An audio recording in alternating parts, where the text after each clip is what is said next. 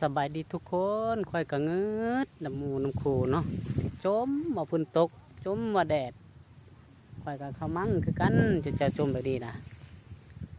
ดีแล้วฝนตกหันดีที่สุดแล้วฝนตกหัน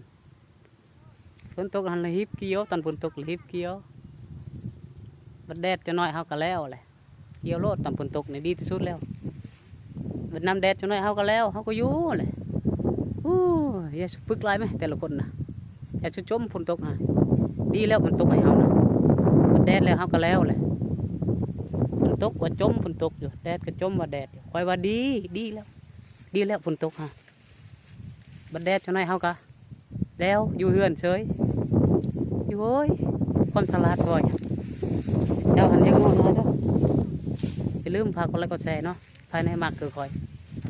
ไป